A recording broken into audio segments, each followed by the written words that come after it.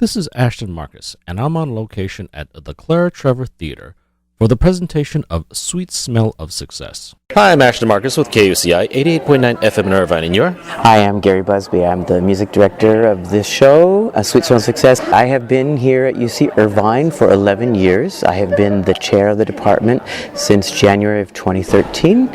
Before that, I taught at UCLA and at USC. I've conducted all over the world, teach singing. Here in the department, I'm the voice teacher in the drama department in the music theater program, which is the only BFA in music theater in the UC system.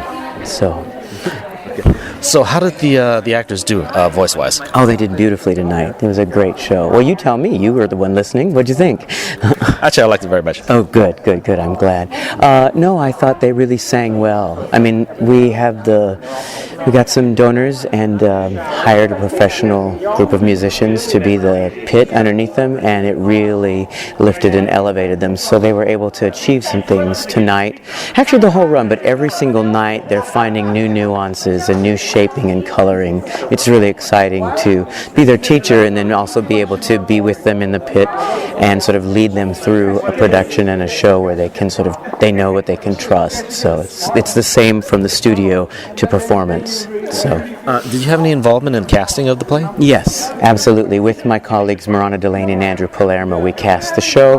We actually cast the show at the beginning of the school year, so the students have known that they were going to do this, and then we put the show together in about 3.5 weeks. So we started on April 20th and then went into Tech Memorial Day weekend. So what do you look for in your casting? Well, it depends on the show. Of course, first and foremost, for a musical, they have to be able to sing the material. And after that, they have to be able to embody the essence of the character that we're looking for them to portray. It's not about look, although that sometimes enters into it. At certain point, you're dealing with creating a community of people, and so. It's with every show it's slightly different, but the essence is you want to find the students or the actors, doesn't mean if they're students, professionals are the same, who sort of really feel like they are the character they're going to be, so that when they live the time and the life of whomever it is that they're portraying, the audience feels like it's authentic. So do you weigh their acting abilities over their singing ability, or do you weigh them equally? They're pretty equal. We especially, because the music theater program is an acting program through song. So we tell our students that their job is to act on specific pitch in specific rhythm. And that's the hard part and the easy part of singing, is that you're acting on specific pitch and in specific rhythm. So whether they're speaking or singing, they're acting, or dancing, they're acting. So can you comment a bit on the style of the music that was played? Well, it's a late Marvin Hamlish score. Marvin Hamlish is a great American composer who wrote Chorus Line and a bunch of great shows, and was a fabulous pop composer as well.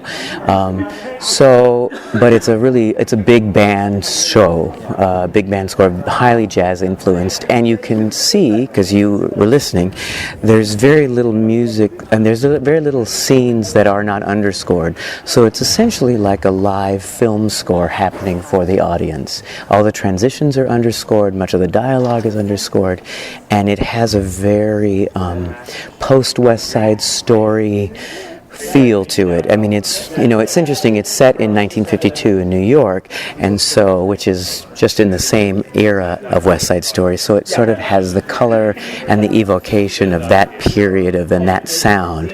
And I thought that the band really, the orchestrations lent themselves, and our orchestra really delivered on the color and the shape and the style of that period.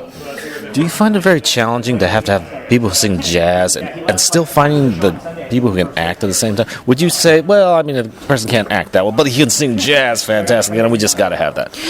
We train our students to work in a variety of styles. So they do everything from light operetta to contemporary music theater, rock and roll, contemporary, really edgy contemporary, Sondheim, all of that stuff. So as a part of their growth and development, they learn how to sing in a variety of styles. So if they are the right character for it, then what we what we do is train them how to sing in that style.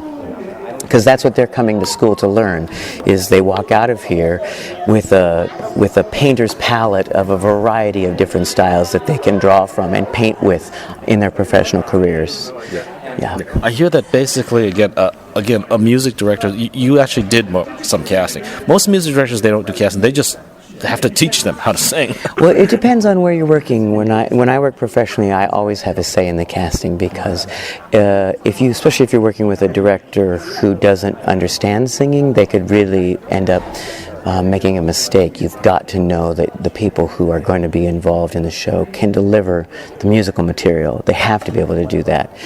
If they have the voice for it, they have the range for it, all of those things. Style and interpretation can be taught to them.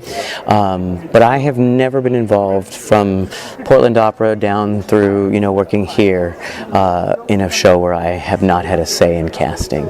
And I don't know any music director worth his salt who would give up control for that, because you really don't know what you're going to get, in that case. But also, I'm very fortunate. Our colleagues, we all have a very similar, we're not in lockstep, but we know we're looking for the same things in our students, and sort of growing and developing them, as well as delivering a product. Because basically, when we're doing shows here, this is a class, so they're learning.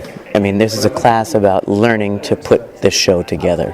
So, I guess I deal more with community theater, and the directors, that's all they do. All they do is cast. And they don't want to give them any of their power. Yeah, exactly. Well, when I was the resident conductor for the Civic Light Opera of South Bay Cities for a number of years, and I always had a say in casting. So it just depends on the organization. Well, it makes sense if it's opera. Obviously, they're doing nothing but sing. Yeah. I've got another question for you. Seeing as you have so much experience in this, is this very realistic in terms of the power of a critic? What is your opinion of the power of critics? Well, critics, critics have an opinion. And so I think having been a music critic in my younger life, I think one of the things that you're trying to do is paint the picture of the performance for people who weren't present, to give them a sense of what the style or what the flavor or how well a piece was executed. I think certain critics think it's their job to tear things down. I think other critics think it's their job to elevate certain performers.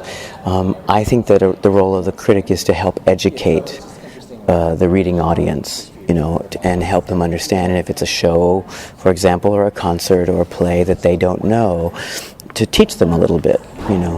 Critics are essentially educators on a certain level. Yeah. I was actually told that a critic really can't get anyone to go to the show who doesn't want to go, and can't stop someone from going who really wants to go. Absolutely. There's nothing. What's the old saying?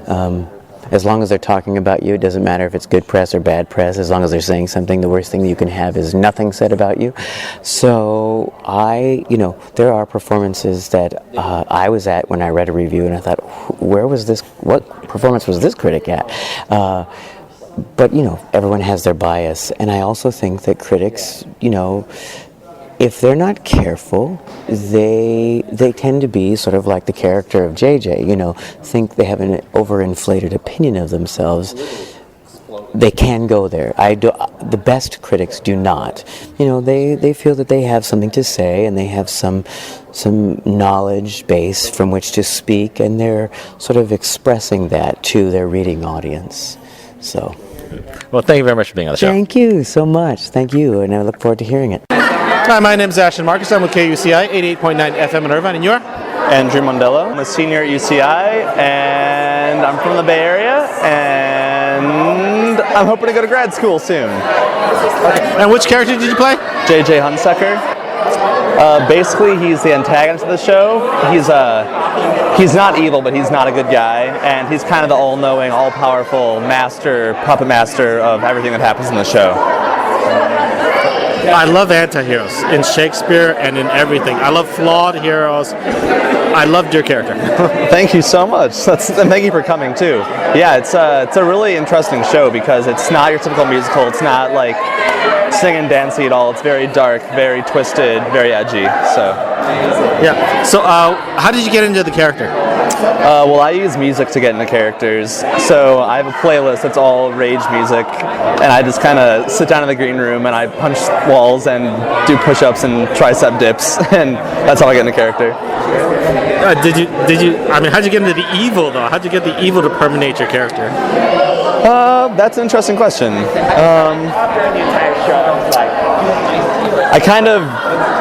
I use past experiences where maybe I felt the same way as he feels throughout the show, if that makes sense. And I try to like dip into my past life, I guess.